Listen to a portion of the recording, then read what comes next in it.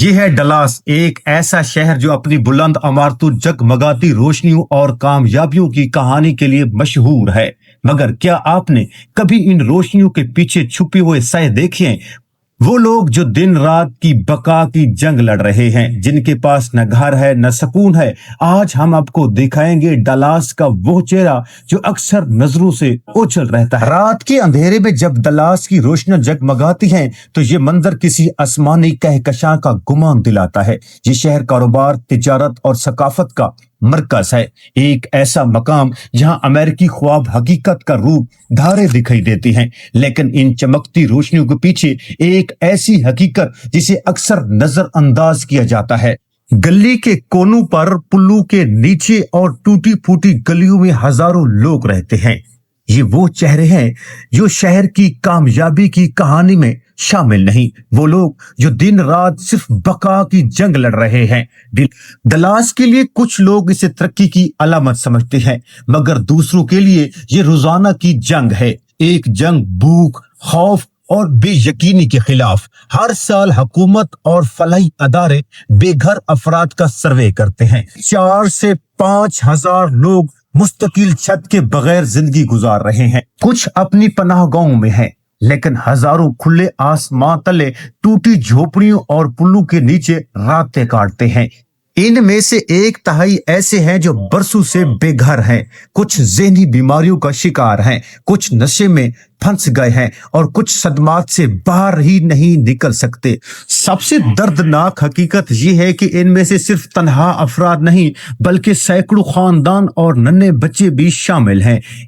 اور ایک اور کربناک پہلو یہ ہے کہ ڈلاس کے بے گھر افراد میں تقریباً 20% سابق فوجی ہیں۔ وہ لوگ ہیں جو کبھی ملک کی خدمت کرتے تھے لیکن آج خود پناہ کے لیے دربدر۔ یہ بحران اچانک نہیں آیا، اس کے پیچھے کئی تلخ وجوہات ہیں۔ رہائش کا بحران سب سے بڑا سبب ہے۔ ایک چھوٹی سی غلطی، ایک نوکری کا نقصان اور گھر چھن جاتا ہے۔ ذہنی صحت اور نشے کی تباہی نے بہت سے لوگوں کو مزید کمزور کر دیا ہے۔ فل ٹائم نوکری کرنے کے باوجود کرایہ دینا مشکل ہے۔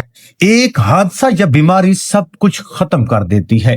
پناہ گاہوں کی کمی بھی ایک بڑی رکاوٹ ہے۔ شیلٹر تنگ ہیں، سخت اصول رکھتے ہیں، کچھ میں خاندان الگ ہو جاتے ہیں، کچھ میں پالتو جانور منع ہے۔ نتیجہ یہ کہ سڑک ہی بہتر لگتی ہے۔ اکثر بے گھر افراد کو مجرم یا سست کہتا ہے، حالانکہ زیادہ تر حالات کے مارے ہیں۔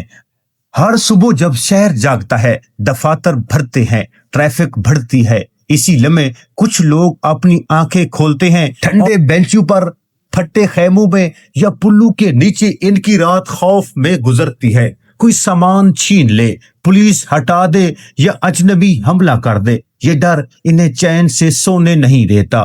پانی، بیت الخلا، کھانا، یہ سب کچھ ان کے لیے ایک روزانہ کی جنگ ہے۔ کبھی سوپ کچن سے کھانا ملتا ہے، کبھی چرچ اور کبھی کچھ بھی نہیں، لیکن ان سب کے پیچھے ایک کہانی ہے۔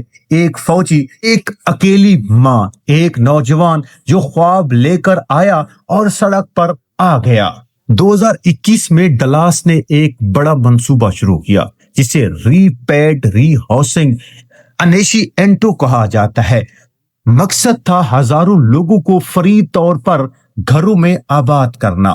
ہاؤسنگ فرسٹ کا اصول اپنایا گیا، پہلے چھت، پھر نوکری، علاج اور بحالی۔ اس کے ساتھ کرایہ داروں کے لیے واؤچر اور نئے منصوبے بھی شروع ہوئے۔ لیکن مسئلہ یہ ہے کہ گھروں کی تعداد کم، امداد کی تقسیم سست اور ہر سال نئے بے گھر لوگ سامنے آ رہے ہیں۔ جہاں حکومت کی رفتار سست ہے، وہاں کمیونٹی اور فلاحی ادارے سب سے بڑا سہارا ہیں۔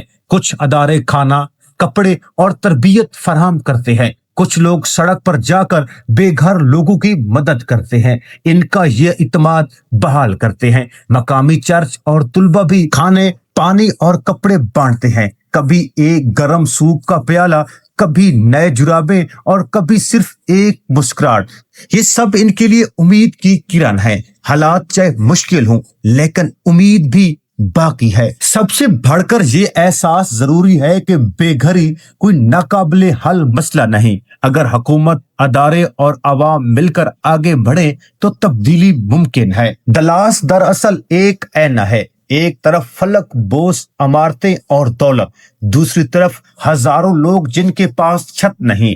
یاد دلاتا ہے کہ ایک حادثہ، ایک نوکری کا نقصان یا بیماری کسی کو بھی سڑک پر لا سکتی ہے۔ اصل ترقی وہ نہیں جو صرف عمارتوں اور روشنی میں دکھائی دے، بلکہ وہ ہے جو ہر انسان کو عزت اور چھت دے۔